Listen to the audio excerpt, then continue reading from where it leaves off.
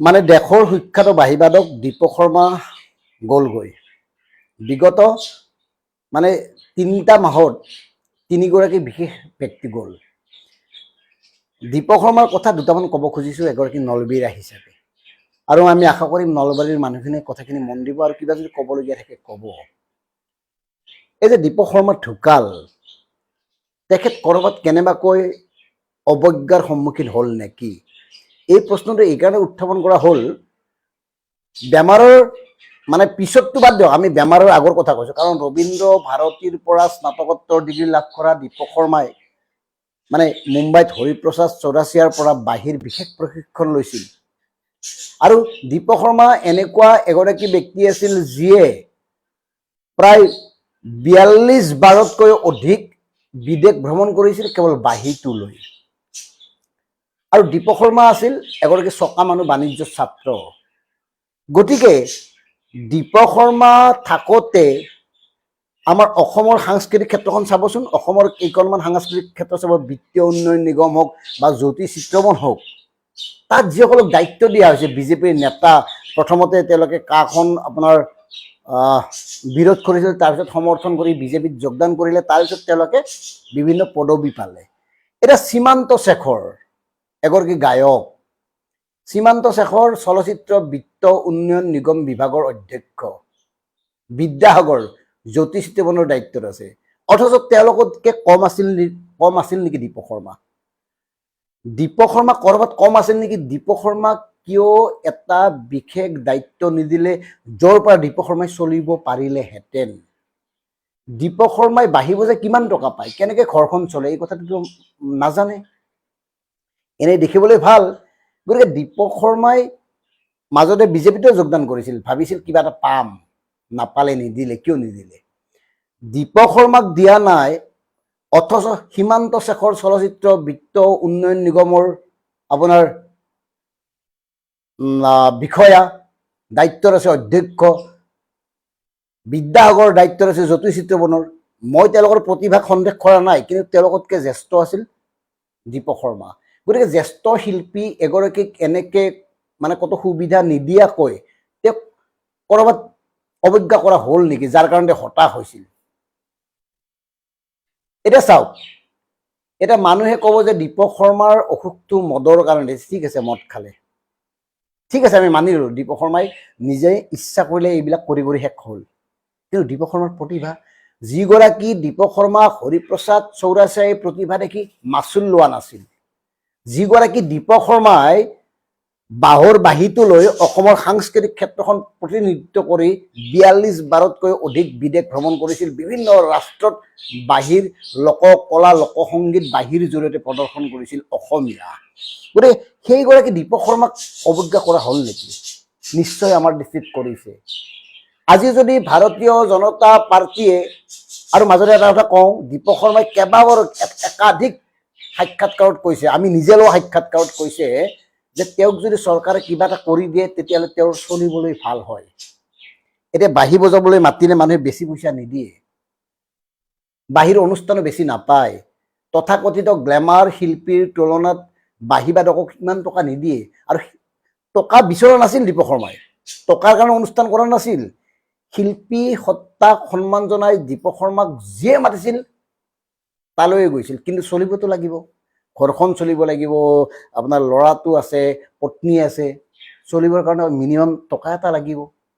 গতিকে যিহেতুকে এইখন অসমত একাধিক সাংস্কৃতিক কৰ্মী, একাধিক সাংস্কৃতিক লোকে ভাৰতীয় জনতা পাৰ্টীক যোগদান কৰাৰ পিছত বিভিন্ন সা সুবিধা পাইছে, দীপক শৰ্মাক কিয় অৱজ্ঞা কৰা হ'ল? দীপক শৰ্মাৰ কি নাছিল, এই কথাটো মনলৈ আহিছে। আজি দীপক শৰ্মাক যেতিয়া শ্মশানত জ্বলাই আছিলোঁ তেতিয়া এই কথাবোৰ মনত পৰি আছে। দীপক শৰ্মাই আমাক বাৰে বাৰে কৈছিল, আমাৰ লগত দীপক শৰ্মাৰ সম্পৰ্ক প্ৰায় 2টা যুগতকৈও বেছি। এটা সময় আছিল যিটো সময়ত অম্বিকাগিৰি নগৰত দীপক শৰ্মাৰ ঘৰটো আছিল আমাৰ ঘৰ, মানে ৰাতি হ'লেই তাত থাকোঁ। আৰু তাৰ পিছৰ পৰা দীপক শৰ্মাৰ যিটো যাত্ৰা, সেই যাত্ৰাৰ বিষয়ে আমি অৱগত, আৰু দীপক শৰ্মাৰ দুখ দুৰ্দশা বা অভাৱ অনাটন এই বিষয়ে আমি অৱগত। আমি সেইকাৰণে মাজে মাজে যেতিয়া ইণ্টাৰভিউ লওঁ, মই নিজে ইয়াৰ আগতে কেইটামান পৰ্টেলত আছিলোঁ, কাকততো আছিলোঁ, আৰু সেইখিনি সময়ত দীপক শৰ্মাই ইণ্টাৰভিউ লৈছিলোঁ। আৰু এই ইণ্টাৰভিউত এটা কথাই কৈছিল যে চৰকাৰে মোক কিবা এটা দায়িত্ব দিয়ক, মই দায়িত্ব পালন কৰিম, মোক এটা নিয়মীয়া দৰমহা পোৱা ব্যৱস্থা কৰি দিয়ক, তেতিয়া অন্ততঃ মোৰ অসুবিধা নহ'ব। চৰকাৰে সেই কথাটো নুশুনিলে। দীপক শৰ্মাই এই কথাটোও কৈছিল যে মৃত্যুৰ পিছত মানুহে এই যে শ্ৰদ্ধাঞ্জলি কিবা কিবি হেন তেন তাতে লাভ নাই, আগতে মাল মানে তেওঁ অলপমান এই ধৰণৰ আগতে মালটো দি আমি চলো হা ভাই, আমি কিবাকে চাওঁ কাম কৰোঁ, চলিব লাগে, পিছতনো এইবিলাক কৰি কিয় খৰচ কৰা, এই ধৰণৰ মানুহ আছিল দীপক শৰ্মা। দীপক শৰ্মা আছিল একেবাৰে সহজ সৰল মানে এগৰাকী শিল্পী, আৰু সেইকাৰণে দীপক শৰ্মাক বহুতে ব্যৱহাৰ কৰিছিল। ব্যৱহাৰ মানে বেলেগ ব্যৱহাৰ নহয়, মানে তেওঁ কিবা এটা কাম কৰে, তাৰ বিনিময়ত তেওঁ যিখিনি টকা পাব লাগে সেইখিনি নিদিয়ে, তেনেকুৱা বহুতে কৰে আজি। আৰু সেইকাৰণে এগৰাকী শিল্পীয়ে কৈছে আজি শ্মশানত যে দীপক শৰ্মাই কাৰোবাক শিকালে তাৰ পৰা মাচুল লোৱা নাছিল, বিনিময় লোৱা নাছিল। শিকোৱা বস্তুটো বেলেগ, কিন্তু প্ৰফেচনেলি তেওঁক ক'ৰবাত ব্যৱহাৰ কৰিও পইচা নিদিয়ে। পইচা নিদিয়ে মানে ধৰি লওক হ'ব আৰু কিবা এটা পাৰ্টি দি দিলে, ৰাতি পাৰ্টি মানেতো বুজিছে, ৰাতি এটা পাৰ্টি দি দিলে শেষ, দীপক দাও খুচ, কমিটিও খুচ, অনুষ্ঠান হৈ গ'ল, এনেকেতো নচলে। সেইকাৰণে আমাৰ এটাই প্ৰশ্ন হৈছে যে দীপক শৰ্মাক আমি ক'ৰবাত অন্যায় কৰিলোঁ নেকি? দীপক শৰ্মাক এইখন চৰকাৰে অন্যায় কৰিলে নেকি? চৰকাৰে বহুত সহায় কৰিছে। বেমাৰ হোৱাৰ পিছত এইখন চৰকাৰে বহুত সহায় কৰিছে, অসমৰ লাখ লাখ জনতাই সহায় কৰিছে, আৰু সেই কথাটো দীপক শৰ্মাই নিজ মুখেৰে মৃত্যুৰ পূৰ্বে বাৰম্বাৰ কৈ গৈছে। এইখন চৰকাৰে দীপক শৰ্মাক বহুত সহায় কৰিছে, কিন্তু বেমাৰটো কিয় হ'ল? কিয় দীপক শৰ্মা ইমান হতাশ হ'ল? এইকাৰণে হতাশ হ'ল দীপক শৰ্মাতকে কেইবাগুণে, শগুণে, হাজাৰ গুণে কনিষ্ঠ মানে অযোগ্য লোকে অসম চৰকাৰৰ অধীনৰ সাংস্কৃতিক ক্ষেত্ৰখনত জাগা পালে, চান্স পালে দপদপাই থাকিল, দীপক শৰ্মাক অৱজ্ঞা কৰা হ'ল। এইটোৱে মূল কথা। কিয় দীপক শৰ্মাক অৱজ্ঞা কৰা হ'ল? দীপক শৰ্মা অসমৰ সাংস্কৃতিক ক্ষেত্ৰখনত এটা বিভাগত তেওঁক সংস্থাপিত কৰিব পৰা নগ'লহেঁতেন নে? তেওঁ যদি তাত সংস্থাপিত হ'লহেঁতেন, তেওঁৰ হয়তো এই চিন্তাবোৰ নাহিলহেঁতেন, আৰু এই চিন্তাবোৰ নাহিলে হয়তো তেওঁ এই কিছুমান বদ অভ্যাস ইমান বেছি গ্ৰহণ নকৰিলেহেঁতেন। আৰু হতাশে মানুহক, হতাশগ্ৰস্ততাই মানুহক বিভিন্ন ধৰণৰ মানে প্ৰভাৱ পেলায়, বিভিন্ন ধৰণে উৎসাহিত কৰে। হতাশগ্ৰস্ততাই উৎসাহিত মানে কিছুমান নকৰিবলগীয়া কাম কৰিবৰ কাৰণে উৎসাহিত কৰে, নাখাবলগীয়া বা নাযাবলগীয়া ঠাইলৈ যাবৰ কাৰণে উৎসাহিত কৰে হতাশগ্ৰস্ততাই। গতিকে দীপক শৰ্মাও তাৰ বলি হৈছিল নেকি? আজি আমি কৈছোঁ দীপক শৰ্মা নলবাৰীৰ আছিল সন্তান, অসমৰ গৌৰৱ নলবাৰীৰ সন্তান, কিন্তু নলবাৰী আৰু এটা কথা কৈ দিওঁ, নলবাৰীত আমাৰ দুজন কেবিনেট মন্ত্ৰী আছে, চন্দ্ৰমোহন পাটোৱাৰী আৰু জয়ন্ত মল্ল বৰুৱা। নলবাৰীত নিয়া উচিত নাছিল নে? মন্ত্ৰী জয়ন্ত মল্ল বৰুৱাই এবাৰ অহা উচিত নাছিল নে? মন্ত্ৰী জয়ন্ত মল্ল বৰুৱাই নলবাৰীত ৰাস উদযাপন কৰিছে, তেওঁ তাৰ সভাপতি। এবাৰ মাত্ৰ 10 মিনিটৰ কাৰণে, 1 ঘণ্টাৰ কাৰণে নলবাৰীৰ ৰাসলৈ নি তেওঁক শ্ৰদ্ধাঞ্জলি জনোৱা উচিত নাছিল আপোনাৰ মন্ত্ৰী জয়ন্ত মল্ল বৰুৱাৰ। কিন্তু জয়ন্ত মল্ল বৰুৱাই এই কামটো নকৰিলে। কিয় নকৰিলে? আৰু জয়ন্ত মল্ল বৰুৱাইতো জুবিনৰ আৱিষ্কাৰকে, তেওঁতো জুবিনৰ আৱিষ্কাৰক বুলি কৈ নলবাৰীৰ ৰাসত আপোনাৰ 10,000 শিল্পীয়ে 9 তাৰিখ নে 10 তাৰিখে সংগীত পৰিৱেশন কৰিব, খুব ভাল কাম, জুবিনক আমি জীয়াই ৰাখিব লাগিব। কিন্তু সেই নলবাৰীৰ ৰাসত জয়ন্ত মল্ল বৰুৱাই মীনা বজাৰো পাতিছে, মীনা বজাৰ, য'ত হিন্দী নৃত্য, নাচ, বিভিন্ন ধৰণৰ চাকাৰ ফাচকাৰ, মীনা বজাৰত যি হ'ব লাগে চব হ'ব, মীনা বজাৰো পাতিছে। গতিকে মীনা বজাৰ কিয় পাতিছে, মীনা বজাৰ পাতিব লাগিছিল নে লগা নাই, এই কথাখিনি নলবাৰীৰ সচেতন লোকসকলে বেছি ভালকৈ জানিব। কিন্তু আমাৰ দৃষ্টিত এই বছৰ মীনা বজাৰ পাতিব নালাগিছিল। বাদ দিলোঁ, জয়ন্তক ইমান ধৰি লাভ নাই, কাৰণ আজিৰ বিষয়টি জয়ন্ত নহয়। আমাৰ কথাটো হ'ল, কিয় প্ৰতিভাক সন্মান কৰিব নাজানে এইখন চৰকাৰে? কিয় প্ৰতিভাক আদৰ কৰিব নাজানে চৰকাৰে? চৰকাৰে যিয়ে নহওক, কংগ্ৰেছ, AGP, BJP কথা নাই, চৰকাৰৰ কথাটো কৈছোঁ যে চৰকাৰে একাংশ তৈলমৰ্দনকাৰীক দায়িত্ব অৰ্পণ কৰি কিয় প্ৰকৃত প্ৰতিভাশালী ব্যক্তিসকলক অৱজ্ঞা কৰে? কিয় দীপক শৰ্মাক এই সুযোগটো নিদিলে? কিয় দীপক শৰ্মাক মৰ্যাদা নিদিলে? বেমাৰ হোৱাৰ পিছত টকা কেইটা দিয়েই দোষ মানে সামৰিলে নহ'ব। বেমাৰ হোৱাৰ পিছত চৰকাৰৰ মন্ত্ৰী বা বিভাগে তেওঁক কেইটামান টকা দিছে, টকা দিয়ে তেওঁলোকে মহান হ'ব নোৱাৰে। দীপক শৰ্মাক আওকাণ কৰি এনেকুৱা কিছুমান লোকক দায়িত্ব দিলে যিসকল লোক দীপক শৰ্মাতকৈ সাংস্কৃতিক ক্ষেত্ৰখনত 1000 গুণ তলত কিয় দিলে? আৰু সেইকাৰণে আমি সীমান্ত শেখৰৰ নামটো কৈছোঁ। সীমান্ত শেখৰ দীপক শৰ্মাতকৈ বহুত ডাঙৰ নেকি? কিয় সীমান্ত শেখৰক চলচ্চিত্ৰ বিত্ত উন্নয়ন নিগমৰ দায়িত্ব দিলে অধ্যক্ষৰ? গানটো গাইছিল কাৰণে? গানটোৰ বিজেপিৰ দলটোৰ কাৰণে গান গোৱাৰ পুৰস্কাৰ হিচাপে দিলে নেকি? নে তৈলমৰ্দন কৰাৰ কাৰণে দিলে? নে দীপক শৰ্মাই এইবোৰ জনা নাছিল? দীপক শৰ্মাই কাৰো ভৰি মালিচ কৰিবলৈ খোজা নাছিল? দীপক শৰ্মাৰ অভিমান আছিল, তেওঁৰ শিল্পী সত্তাটোক শ্ৰদ্ধা কৰিছিল, তেওঁ জানিছিল জনতাৰ শিল্পীয়ে কোনো ৰাজনৈতিক নেতা পালি নেতাৰ সন্মুখত আঁঠু নাকাৰে, আৰু সেইকাৰণে দীপক শৰ্মাক এনেকুৱা কৰা হ'ল নেকি? এই প্ৰশ্নটো আমাৰ মনলৈ আহিছে। যেতিয়া দীপক শৰ্মাক আমি শ্মশানত জ্বলি থকা দেখিছিলোঁ, দীপক শৰ্মাৰ আগৰ কথাবোৰ আমাৰ মনলৈ আহিছিল যে মানুহে তেওঁক অকণমান কিবা দিয়ক, সহায় কৰক, মৃত্যুৰ পিছত এইবিলাক কৰাৰ প্ৰয়োজন নাই। এই নাটকবাজি কৰাৰ লাভ নাই, কৰাৰ মানে দৰকাৰ নাই। ফুলৰ মালা আনি তাত দিয়াৰ প্ৰয়োজন নাই। আমি সাধাৰণ জনতাৰ কথা কোৱা নাই, সাধাৰণ জনতাই ফুলত বাহিৰে বেলেগ একো দিব নোৱাৰে, কিন্তু যিসকলে পাৰে তেওঁলোকে কিয় দিয়া নাই, কিয় নিদিলে? গতিকে দীপক শৰ্মা অসমৰ সম্পদ আছিল, আৰু প্ৰভাত শৰ্মা বাহিৰ যিজন আমাৰ অসমীয়া জাতীয় জীৱনৰ বাহিৰ যিজন পিতামহ, প্ৰভাত শৰ্মাৰ বাঁহীটো দীপক শৰ্মাই আধুনিক ৰূপত অসমত প্ৰতিষ্ঠা কৰিলে। দীপক শৰ্মাই বাঁহীক গ্লেমাৰ দিলে, মৰ্যাদা দিলে। দীপক শৰ্মাই বাঁহীক নতুনত্ব দিলে।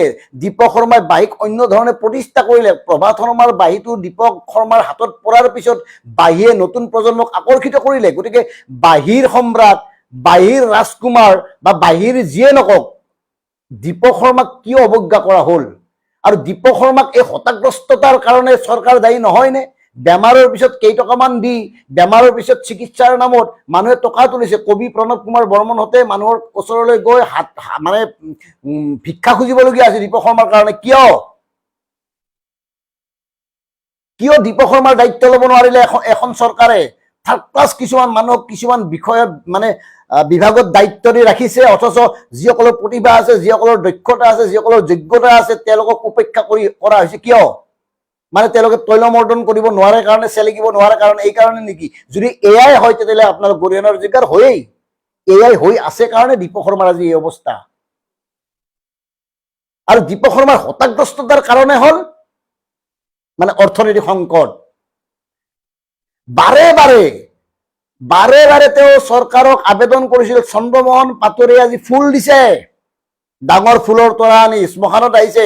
চন্দ্ৰমোহন পাটোৱাৰীক বাৰে বাৰে দীপক শৰ্মাই অনুৰোধ কৰিছিল, কিবা এটা কৰক ছাৰ। আমাৰ সন্মুখত ফোন কৰি কৈছিল, কিবা এটা কৰক ছাৰ।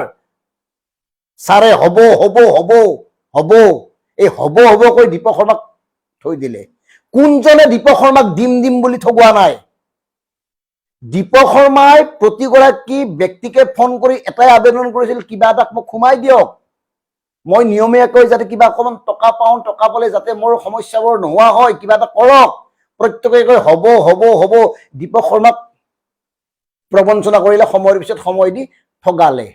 কিয় কৰা হ'ল? জয়ন্ত মল্ল বৰুৱাই দীপক শৰ্মাৰ বিষয়ে কিয় নাভাবিলে?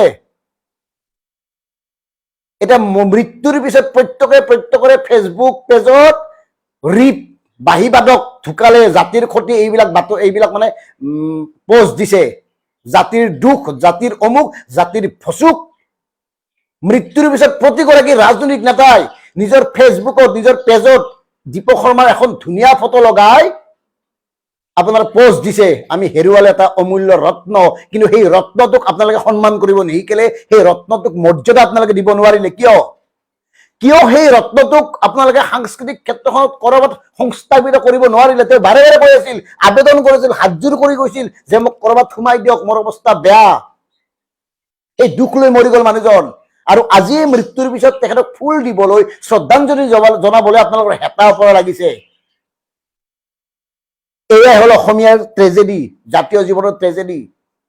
এনেকে চলি আছে অসমৰ মানে সামাজিক সাংস্কৃতিক ক্ষেত্ৰ। যিসকলে দালালি কৰিব পাৰে, যিসকলে তৈলমৰ্দন কৰিব পাৰে, তেওঁলোকে সাংস্কৃতিক ঠিকা পায়। যেতিয়া বিহুৰ বিশ্ব ৰেকৰ্ড হৈছিল, দীপক শৰ্মা কি দিছিল? যেতিয়া বাগুৰুম্বাৰ বিশ্ব ৰেকৰ্ড কৰা হৈছিল, কোটি টকা খৰচ কৰি, দীপক শৰ্মাক কিবা দায়িত্ব দিছিল নে? বিহুৰ সময়ত কোনে কোটি টকীয়া ঠিকা কৰিছিল বিহু নাচৰ নামত? কিয় দীপক শৰ্মাক উপেক্ষা কৰা হৈছিল? কিয় দীপক শৰ্মাক তাত বিশেষ ব্যক্তি হিচাপে আমন্ত্ৰণ কৰা নহল? কোনটো বিষয়ত, কোনটো ক্ষেত্ৰত অসম চৰকাৰে দীপক শৰ্মাক ব্যৱহাৰ কৰিলে, মৰ্যাদা দিলে? য'ত টকা কেইটামান পালেহেঁতেন তেওঁ। বেমাৰ হোৱাৰ পিছত ক'বলৈ সহজ, মদ খাইছিল মানুহজনে, মদ খাই নিজক ধ্বংস কৰিলে। য়েছ, তেওঁ নিজক ধ্বংস কৰিলে, আমিও কৈছো তেওঁ ধ্বংস কৰিলে, কিন্তু তেওঁ সম্পদ আছিল। আৰু তেনেকুৱা লাখ লাখ মদামী মৰি আছে তেওঁলোকৰ বৰঙণি শূন্য সমাজ জীৱনত। বাঁহীটোক আধুনিক ৰূপ দিয়া দীপক শৰ্মাৰ মৃত্যুক এনেকে ওলাই কৰিব নোৱাৰে। প্ৰভাত শৰ্মাৰ বাঁহীটোক নৱপ্ৰজন্মৰ মাজত গ্লেমাৰ কৰি তোলা দীপক শৰ্মাক এনেকে অৱজ্ঞা কৰিব নোৱাৰে। থাৰ্ড ক্লাছ কিছুমান মানুহক আপোনালোকে কিছুমান বিভাগত থৈ দিছে, যাৰ কামেই নেকি তেল মাৰে, চেলেকি থাকে। বিহু গান গাইছিল ৰিণিকি ৰিণিকি, খুচ কোটি টকাৰ ঠিকা, কৰি থাক এনজয়। আৰু দীপক শৰ্মাৰ দৰে এই শিল্পীসকল স্বাভিমানী আছিল, আৰু সেইকাৰণে কাৰো ভৰিত পৰিব পৰা নাছিল, কাকো তৈলমৰ্দন কৰা নাছিল। কেৱল তেওঁ বিনয়েৰে আহ্বান জনাইছিল, আমাক কিবা এটা দিয়ক যাতে চলিব পাৰো। সেই সময়ত তেওঁ অতি দুখজনকভাৱে বাৰে বাৰে হাতযোৰ কৰি কৈছিল, কিবা এটা দিয়ক চৰকাৰ, কিবা এটা দিয়ক চন্দ্ৰমোহন পাটোৱাৰী, কিবা এটা দিয়ক হিমন্ত বিশ্ব শৰ্মা ডাঙৰীয়া, কিবা এটা দিয়ক। কোনেও নিদিলে, আৰু নিদিয়াৰ কাৰণে তেওঁ হতাগ্ৰস্ততা হৈ এনেকে গুচি গ'ল। এই কাৰণে এই কথাবোৰ আজি ক'বলৈ মন গৈছে। দীপক শৰ্মাক নৱগ্ৰহ শ্মশানত জ্বলাই আহি এই কথাবোৰ ক'বলৈ মন গ'ল। ক'বলৈ সহজ, বেলেগক ক'বলৈ একদম সহজ, মদ খাই মৰি গ'ল। আজি ফেচবুকত কিছুমানে লিখে, এই মদাপী মানুহ, মদাপী। যিখন চৰকাৰে মদৰ পৰা চলি আছে সেইখন চৰকাৰক দোষ নিদিয়ে, অথচ কিয় মদ খায় তাৰ কাৰণ বিশ্লেষণ নকৰাকৈ ৰায় দি দিয়ে, মদাপী, নিজে মৰি গৈছে। দীপক শৰ্মাৰ দৰে হবলৈ 100 বাৰ জনম ল'ব লাগিব, তাৰ পিছতো নহ'ব। কিছুমান অকল পক্ক যিসকলে দীপক শৰ্মাক আজি হাঁহিছে, যিসকলে দীপক শৰ্মাৰ নেতিবাচক কথাবোৰ সমালোচনা কৰিছে, 1% হ'ব নোৱাৰিব। কাৰণ দীপক শৰ্মাই 42খন দেশ ভ্ৰমণ কৰিছিল কেৱল বাঁহীটোলৈ, বাঁহৰ বাঁহীটো, একো নাছিল। আৰু হৰিপ্ৰসাদ চৌৰাচিয়া, বাঁহীৰ গুৰু, ভাৰতীয় শাস্ত্ৰীয় সংগীতৰ ভাৰতীয় বাঁহীৰ যিজন পিতামহ হৰিপ্ৰসাদ চৌৰাচিয়াই আপোনাৰ দীপক শৰ্মাৰ প্ৰতিভা দেখি তেওঁৰ পৰা মানে মাচুল লোৱা নাছিল, আমাক কোৱা কথা। আমি ইণ্টাৰভিউত বহুবাৰ প্ৰকাশ কৰিছো। গতিকে আমাৰ ক'বলগীয়া এইটোৱে, প্ৰতিভাক মৰ্যাদা দিয়ক, প্ৰতিভাক সন্মান কৰিবলৈ শিকাওক। চেলা চামুণ্ডা কিছুমানক লগত লৈ, চেলা চামুণ্ডা কিছুমানক সাংস্কৃতিক ক্ষেত্ৰখনত জাপি দি আচল সাংস্কৃতিক পূজাৰীসকলক আপোনালোকে উপেক্ষা কৰি আছে। আৰু সাংস্কৃতিক ঠিকাদাৰৰ নামত একাংশ শিল্পী মানে গায়কে ঠিকাদাৰী কৰি আছে। আমাক যদি দম আছে, যদি সাহস আছে, আমাক প্ৰকাশ কৰক। ঠিকাটো বিহুৰ দম আছে। বাগৰুম্বাৰ ঠিকা কোনে লৈছিল? কিমান কোটি টকাৰ ঠিকা লৈছিল? কিমান লাখ টকা তেওঁলোকে ইনকাম কৰিছিল? কিমান টকাকৈ দিছিল তাত অংশগ্ৰহণ কৰা সকলক?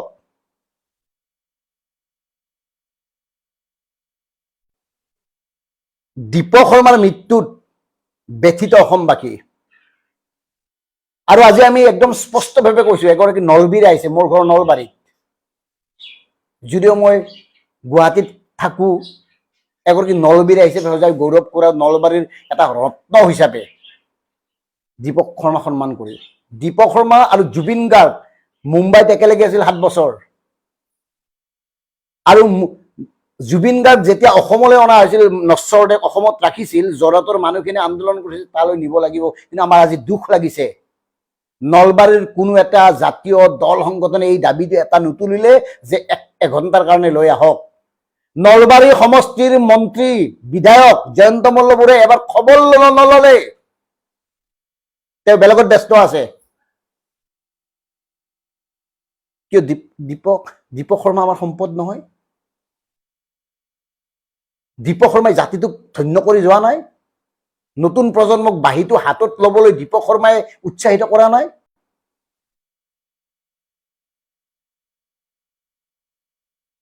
কিয় আপোনালোকে প্ৰতিটো বিষয়ত কেৱল লাভটো বিচাৰে, স্বাৰ্থ বিচাৰে, যে ক'ত কাম কৰিলে কি হ'ব, স্বাৰ্থ মানে ক'ত কি কৰিলে মই মানে লাভ হ'ম।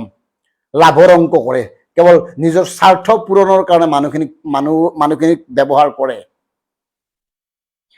আকৌ কৈছো, নলবাৰীৰ ৰাসত 9 তাৰিখে নে 10 তাৰিখে জুবিন গাৰ্গৰ গান গাব 10,000 মানুহে, অথচ সেইখন নলবাৰীত আপোনাৰ মীনা বাজাৰ চলিব, আৰু মীনা বাজাৰ কেইবা লাখ টকাত চুক্তি কৰিছে জয়ন্ত মল্ল বৰুৱাই। মীনা বাজাৰত কি হয় আমাৰ ক'বলগীয়া নাই, আপোনালোকে প্ৰত্যেকেই জানে। মানে কি, জুবিন গাৰ্গক শ্ৰদ্ধা দেখুৱাও হ'ল, এইফালে মীনা বাজাৰ কৰি লুটাও হ'ল। এই বছৰ মীনা বাজাৰ মানে নকৰাকৈ থাকিব পৰা নগলহেঁতেন নে, যে এইবাৰ আমি মীনা বাজাৰ নকৰো? কাৰ ইমান লোকচান হলহেঁতেন?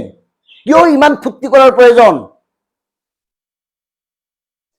একদম স্পষ্ট কথা, ডিকেবি ফেক্টৰ দীপক শৰ্মাক অন্যায় কৰা হ'ল। দীপক শৰ্মাক সহানুভূতিৰ দৃষ্টিৰে চালে, দীপক শৰ্মাক অনুগ্ৰহ কৰিলে, যিটো অনুগ্ৰহ দীপক শৰ্মাই বিচৰা নাছিল। দীপক শৰ্মাই নিজৰ প্ৰতিভাৰ জৰিয়তে জীয়াই থাকিব খুজিছিল, আৰু বেমাৰৰ পিছত এই সুযোগটো ল'লে চৰকাৰে দীপক শৰ্মাক কেইটামান টকা দিলে, বেমাৰৰ পিছত কেইলাখমান টকা, য'ত 4,000 কোটি টকা হিতাধিকাৰীৰ নামত যায়, আৰু সেইখন চৰকাৰে কেইলাখমান টকা দি দীপক শৰ্মাক মানে সাংঘাতিক কিবা কৰি দিলে। তেওঁলোকে মহান হ'ল, অথচ সেই দীপক শৰ্মাৰ দৰে এগৰাকী ব্যক্তিক বহুৱাই থৈ কিছুমান অপতৃণক দায়িত্ব দিলে। সীমান্ত শেখৰৰ দৰে লোকক চলচ্চিত্ৰ বিত্ত উন্নয়ন নিগমৰ দায়িত্ব দিলে, বিদ্যাসাগৰৰ দৰে গায়কক দায়িত্ব দিলে জ্যোতিচিত্ৰ বনৰ। কত মানে ঠাই নহ'ল দীপক শৰ্মাৰ বাবে, এখন চকী নহ'ল দীপক শৰ্মাৰ বাবে। অথচ সেই দীপক শৰ্মাই ৰবীন্দ্ৰ ভাৰতীৰ পৰা স্নাতকোত্তৰ, দীপক শৰ্মাই আপোনাৰ গৱেষণা কৰি আপোনাৰ আমেৰিকাৰ পৰা ডক্টৰেটৰ সন্মান পাইছে। দীপক শৰ্মাক হৰিপ্ৰসাদ চৌৰাচিয়াই, ভাৰতীয় শাস্ত্ৰীয় সংগীতৰ অন্যতম পিতামহ, বাহিৰ পিতামহ হৰিপ্ৰসাদ চৌৰাচিয়াই ইমান ভাল পাইছিল যে তেওঁ মাচুল নললে। আৰু সেই দীপক শৰ্মাই বাঁহীটো লৈ অসমৰ লোক সংস্কৃতি বিশ্বৰ 42খনতকৈও অধিক দেশত প্ৰদৰ্শন কৰিছিল, আৰু এনেকে মৰি গ'ল। এয়া হ'ল বাস্তৱ, ৰুঢ় বাস্তৱ। এয়া আমাৰ জীৱন, শিল্পীৰ জীৱন। আৰু আজি আমি কৈছো, ডিকেবি ফেক্টৰ স্পষ্ট কৰে, এতিয়া শিল্পী নাই, এতিয়া সুবিধাবাদী আছে, অভিনেতা আছে, গায়ক আছে, শিল্পী নাই। যেনেকে জুবিন গাৰ্গে কৈছিল শিল্পী সদায় ৰাইজৰ পক্ষত থকা শিল্পী কিমান আছে?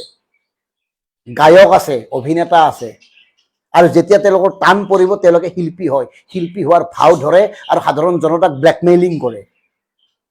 গতিকে এইসকল শিল্পী সাৱধান। আৰু আজি আৰু এটা কথা কৈছো, জুবিন গাৰ্গৰ নামত যিসকলে তালফাল লগাই আছে গায়ক অভিনেতা, তেওঁলোকক চেলেঞ্জ, যদি পাৰে কওক যে আপোনালোকে যদি ন্যায় দিব নোৱাৰে চৰকাৰ ভাঙি পেলাম। দম আছে? জুবিন গাৰ্গেতো কৈছিল যদি এনেকুৱা হয় চৰকাৰ ভাঙি পেলাম, সি কংগ্ৰেছে হওক বা বিজেপিয়ে হওক, যদি জনতাৰ পক্ষত নাথাকে আমিতো জেং কৰিম, মানে বিজেপিয়ে হওক বা কংগ্ৰেছে হওক। এনেকে কোৱাৰ দম আছেনে? যদি দম নাই, আৰু দমটো নায়েই, কাৰণ আপোনালোক ভিত্তত পৰিণত হৈছে, বেছিভাগেই চৰকাৰী আঁচনিৰ হিতাধিকাৰীত পৰিণত হৈছে, বিভিন্ন ধৰণৰ ঠিকা ঠুকুলি কৰি জীয়াই আছে, আৰু তেওঁলোকে শিল্পীৰ মুখা পিন্ধি সাধাৰণ জনতাক ব্লেকমেইলিং কৰে। গতিকে প্ৰিয় দৰ্শক, আপোনালোকে মন কৰিব, আমাৰ মানে মনৰ কথাটো কৈছো, আপোনালোকে মানিলে মানি ল'বও পাৰে, নামানিবও পাৰে। যিসকলে জনতাৰ পক্ষত নামাতে তেওঁলোকক আমি শিল্পীৰ মৰ্যাদা নিদিওঁ, তেওঁলোকক গায়ক বুলি ক'ম, তেওঁলোকক অভিনেতা বুলি ক'ম, শিল্পীৰ মৰ্যাদা দিব নোৱাৰো। শিল্পী দীপক শৰ্মা আছিল, এতিয়া শিল্পী প্ৰায় নাই। আৰু দুখ লগা কথাটো হ'ল, আমি ভাল পোৱা, আমাৰ মৰম, আমাৰ বুকুত থকা মানুহ এতিয়া লাহে লাহে নোহোৱা হৈ গ'ল। কোনজন মানুহক আপুনি বুকুত ঠাই দিব পাৰে কওক? জুবিন গাৰ্গৰ পিছত, দীপক শৰ্মাৰ পিছত কোনজন মানুহক বুকুত ঠাই দিব পাৰে যে আপোনালোক আমাৰ প্ৰিয় শিল্পী? কোন আছে শিল্পী? কোন? এজনো নাই। শিল্পী নোহোৱা হৈ আহিল, এটা গায়ক অভিনেতা হ'ল। ভাল গান গাব পাৰে, কিন্তু তেওঁ শিল্পী হ'ব নোৱাৰে, তেওঁ জনতাৰ পক্ষত থাকি মাত মাতিব নোৱাৰে। আজি মন কৰক, যিমানবোৰ শিল্পী আপুনি মনৰ মাজতে টানক, যিমান শিল্পী আছে আমাৰ এইফালে কোৱা, এইফালে যেনে গাই থাকে, লাখ লাখ টকা মেনেজাৰ ৰাখে যে, সেই মেনেজাৰ ৰখা শিল্পীসকলে, গায়কসকলে, তথাকথিত কণ্ঠজীৱীসকলে সাধাৰণ জনতাৰ মূল্য বৃদ্ধিৰ হৈ মাতিছেনে? সাধাৰণ জনতাৰ সমস্যাৰ হৈ মাতিছেনে? মাতিবৰ যে গৈ আছে, মাতিছেনে তেওঁলোকে মাতিছেনে যে অসমীয়া ভাষাৰ প্ৰশ্ন কাকত কিয় APSCৰ পৰা উঠাই দিয়া হ'ল? মাতিলেনে তেওঁলোকে মাতিলেনে কিয় স্মাৰ্ট মিটাৰ বলবৎ কৰা হ'ল? তেওঁলোকে মাতিলেনে? তেওঁলোকে মাতিছেনে কিয় কাখন কাৰ্যকৰী কৰা হ'ল মাতিলেনে গতিকে এইসকল সুবিধাবাদী মুখাবিন্ধা কণ্ঠজীৱীসকলক শিল্পী বুলি নক'ব আমি নকওঁ আৰু এই আন্দোলনটো আমি এতিয়া কৰিম